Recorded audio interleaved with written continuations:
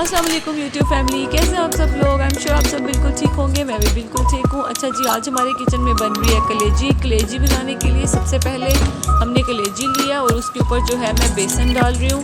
1 cup के जितना बेसन है उसको मैं 3 पार्ट्स में डिवाइड कर लिया। एक एक पार्ट बेसन का हम इसके ऊपर डालते जाएंगे, इसको मलेंगे थोड़ी देर और इसको वॉश करते जाएंगे। इससे ये होता है कि जो कलेजी है उसका एक तो ब्लड ख़त्म हो जाता है और दूसरी इंपॉर्टेंट चीज़ कि उसकी स्मेल अच्छी तरह से ख़त्म हो जाती है।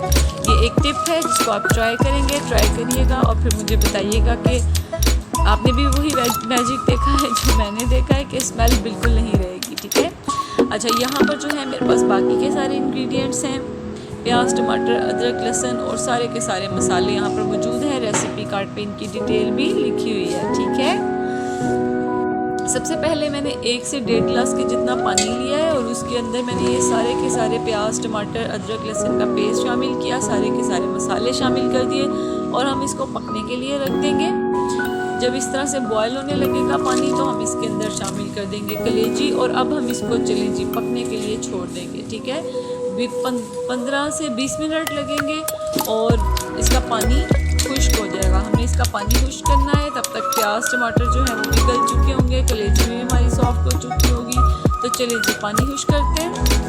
देखिए पानी खुश्क हो गया है, तकरीबन 20 मिनट हो गया मुझे इसको पकाते हुए और इस पॉइंट पे हम जो नमक था वो इसमें शामिल कर लेंगे। ध्यान में रखिएगा, पहले मैंने नमक शामिल नहीं किया था, उसको बाद में ही हमने शामिल करना होता है।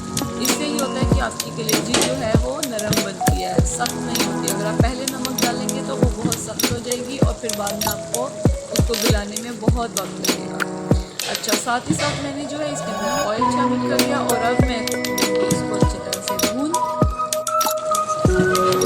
इसकी हम स्टार्ट करते हैं। लीजिए जनाब भुनाई और इसको हम अच्छी तरह से भूनेंगे। ठीक है।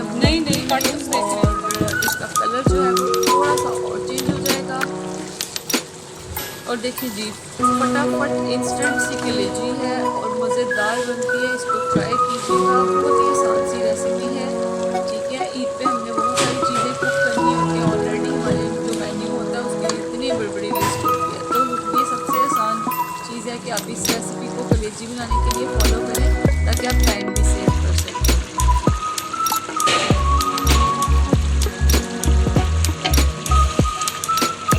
देखिए अब जो है पानी वो पूरी तरह से खुश्क हो चुका है और इसकी खुशबू बहुत अच्छी आ रही है, कमाल की खुशबू है। चलिए इस पॉइंट पे जो हमारे पास लेमन जूस है वो मैं इसके अंदर शामिल कर रही हूँ। ठीक है। लेमन जूस शामिल करने के बाद जो है वो तकरीबन 4 से 5 मिनट इसी तरह दरमियानी आंच पे मैं इसको भून रही हूँ।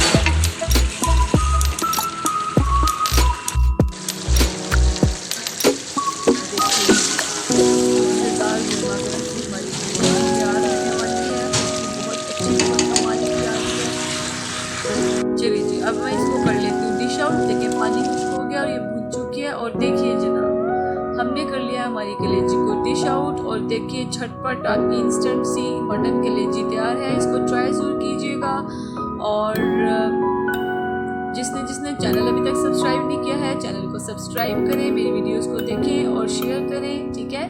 मुझे दीजिए इजाज़त, अगली किसी रेसिपी के लिए अपना ख्याल रखिएगा। अल्लाह हाफिज़।